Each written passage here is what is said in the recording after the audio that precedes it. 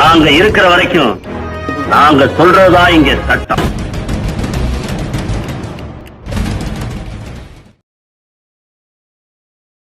சட்டமைய உறவுகளுக்கு எனது அன்பார்ந்த வணக்கங்கள். குடிமகன் கண்டிப்பாக வந்து எல்லாருமே இந்த ஒரு ஃபேக்ட்ஸை வந்து கண்டிப்பாக தெரிஞ்சுக்கணும் அப்படின்றதுக்காக தான் இந்த ஒரு வீடியோ போடப்படுது. நீதிமன்றங்களில் இருக்கக்கூடிய நீதி தேவதை எதற்காக அவங்களோட கண்கள் வந்து கட்டப்பட்டு இருக்கு, அது மட்டும் இல்லாமல் அவங்க கையில் வந்து எதற்காக ஒரு மிக நீளமான ஒரு வாள் ஒன்று வச்சுருக்காங்க, அது மட்டும் இல்லாமல் அவங்க எதற்காக கையில் வந்து ஒரு அந்த தெராசு வச்சுருக்காங்க அப்படின்ற சில இன்ட்ரெஸ்டிங்கான ஃபேக்ட்ஸ் வந்து இன்னைக்கு நம்ம வந்து வீடியோவில் பார்க்க போகிறோம். தொடர்ந்து உங்கள் ஆதரவு கொடுங்க, சப்போர்ட் பண்ணுங்கள். எந்த வீடியோ பிடிச்சிருந்தால் லைக் பண்ணுங்கள், சேனலை சப்ஸ்கிரைப் பண்ணிவிடுங்க. வாங்க வீடியோக்குள்ளே போவோம்.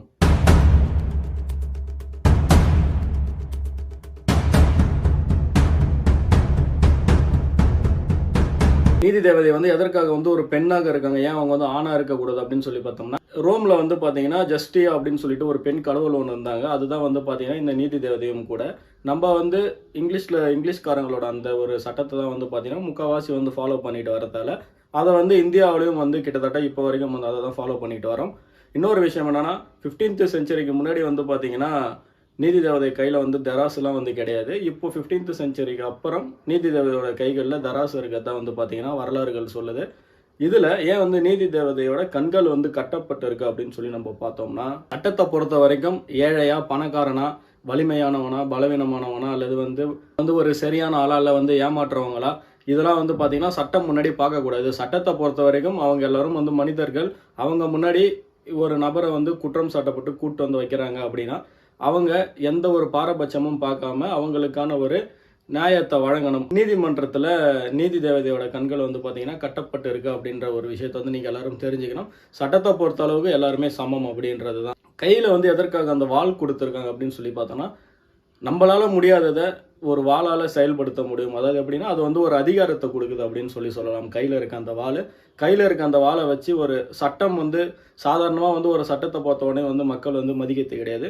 பொதுவாக வந்து பார்த்தீங்கன்னா ஒரு சட்டம் இயற்றுறாங்க. சட்டம் இயற்றுறதுக்கு அப்புறம் அதை வந்து சட்டத்தை பாஸ் பண்ணுறப்போ அந்த ஒரு சட்டத்தை கொண்டு வரப்போ அதை வந்து செயல்படுத்துறதுக்கான ஒரு அதிகாரம் வந்து பார்த்தீங்கன்னா அந்த வாளில் இருக்குது அப்படின்னு சொல்கிறாங்க. அதாவது நம்மளால முடியாததை அந்த ஒரு வாளுன்றது ஒரு அதிகாரமாக இருக்கும். அந்த வாளை வச்சு நம்ம ஒரு சட்டத்தை செயல்படுத்தலாம் அப்படின்னு சொல்லி இங்கிலீஷ்காரங்க ஃபாலோ பண்ணதை நம்ம வந்து இப்பயும் ஃபாலோ பண்ணிட்டு இருக்கோம் அப்படின்றத நம்ம எல்லாரும் தெரிஞ்சுக்கணும்.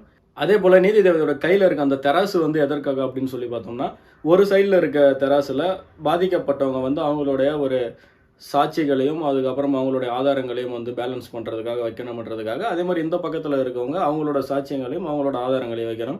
அதில் எந்த பக்கம் வந்து டிப் அதிகமாக போகுதோ, யார் பக்கம் வந்து சாட்சிகளும் ஆதாரங்களும் அதிகமாக இருக்குதோ அவங்களுக்கு அதற்கான ஒரு நீதியை வழங்கணும் அப்படின்ற ஒரு காரணத்துக்காக தான் நீதி தேவதையோட கைகளில் தராசு கொடுத்துருக்காங்க, பேலன்ஸ் கொடுத்துருக்காங்க அப்படின்றத நம்ம எல்லாரும் தெரிஞ்சுக்கணும். போல நீதி தேவதையோட கையில் இருக்க அந்த வாள் வந்து பார்த்தீங்கன்னா 2 பக்கமும் வந்து அந்த வாள் கூராக இருக்கும். அதற்கான ஒரு காரணம் என்னன்னா, நீதி வழங்குறப்போ அந்த ஒரு வாளால் தனக்கு பிடித்தவர்கள், பிரியமானவர்கள் யாருக்கு வேணாலும் என்ன வேணாலும் நடக்கலாம். ஒரு வாளை வந்து நம்ம வாள் வீசுகிறோம் அப்படின்னா அது வந்து தனக்கு பிடித்தவர்களாக இருந்தாலும் சரி, அல்லது வந்து பார்த்தீங்கன்னா தண்டனைக்குரியவராக இருந்தாலும் சரி, 2 தரப்பில் யாராக இருந்தாலும் அவங்களுக்கு ஒரு நீதி வழங்கணும். அப்படின்னா தனக்கு பிரியமானவர்களாக இருந்தால் கூட கண்டிப்பாக வந்து அதற்கான ஒரு நீதியை வழங்கணும். அவங்களுக்கு வந்து அதனால் ஒரு தீங்கு ஏற்பட்டாலும் அதையும் வந்து ஏற்றுக்கணும் அப்படின்றதுக்காக தான் வந்து பார்த்தீங்கன்னா நீதிமன்றத்தில் இருக்க வாள் 2 பக்கம், அதாவது நீதி தேவதை கையில் இருக்க வாள் வந்து பார்த்தீங்கன்னா 2 பக்கமும் வந்து கூராக இருக்குது அப்படின்ற விஷயத்தை நீங்கள் எல்லாரும் தெரிஞ்சுக்கணும். நீங்கள் இந்த நீதி தேவதையில் ஏதாவது விஷயங்களை நான் விட்டு இருந்தேன் அப்படின்னா மறக்காமல் நீங்கள் வந்து கமெண்ட் பண்ணுங்கள். தொடர்ந்து உங்கள் ஆதரவு கொடுங்க, சப்போர்ட் பண்ணுங்கள். எந்த வீடியோ யூஸ்ஃபுல்லாக இருந்தது அப்படின்னா 4 பேருக்கு ஷேர் பண்ணுங்கள். மறுபடியும் உங்களை இன்னொரு வீடியோவில் சந்திக்கிறேன். நன்றி, வணக்கங்கள்.